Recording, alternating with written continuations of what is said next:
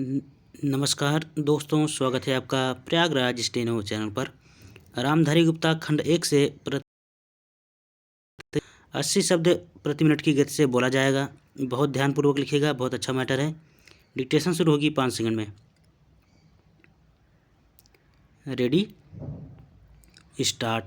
महोदय, जब तक हिंदी भाषी हिंदी को हृदय से स्वीकार नहीं करते तब तक वह राष्ट्रभाषा का स्थान नहीं पा सकती, और यह तभी हो सकता है जब वे यह समझें कि इसमें उनका भी योगदान है और उन्होंने इससे केवल लिया ही नहीं बल्कि इसे कुछ दिया भी है, और उन पर कोई दूसरी भाषा लादी नहीं गई है, बल्कि यह उनकी ही भाषा है।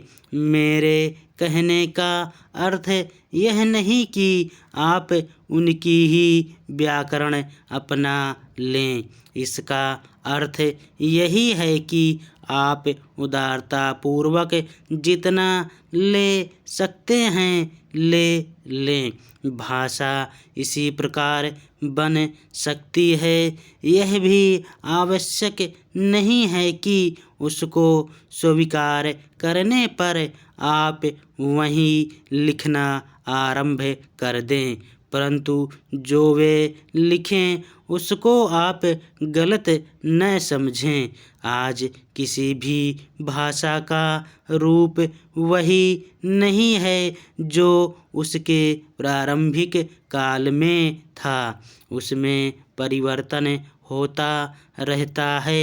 हिंदी के इतिहास में भी आपको यही बात मिलेगी।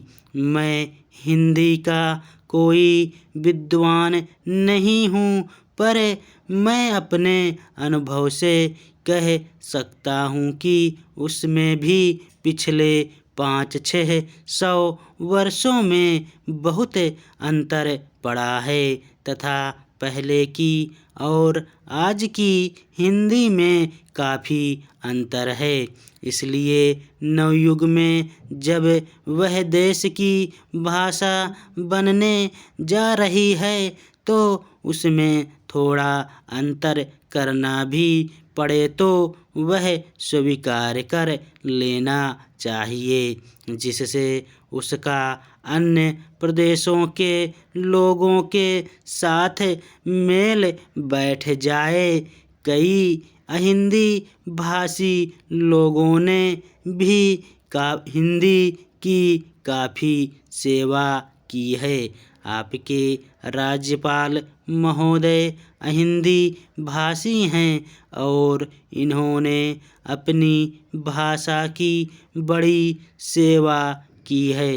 यह भी हिंदी के पक्ष में थे और इन्होंने बड़ा योग दिया, जिसके कारण हम संविधान सभा में सफल हो सके। इनका भी यही विचार है जो मेरा है। मैं चाहता हूँ कि इनको भी हिंदी की सेवा करने का अवसर दिया जाना चाहिए। उसका फल हिंदी के लिए और देश के लिए अच्छा ही होगा। मानपत्र में आपने संस्कृत के संबंध में कहा है। मैं मानता हूँ कि हमारे देश में संस्कृति का अध्ययन आवश्यक है, क्योंकि देश की सभी भाषाओं का स्रोत वही भाषा है। संस्कृत से हमारा संबंध अटूट है। इसकी पढ़ाई लिखाई कम हो गई है। यह हमारे लिए दुख की बात है। मैं आशा करता हूँ कि इसकी उन्नति होगी। धन्यवाद।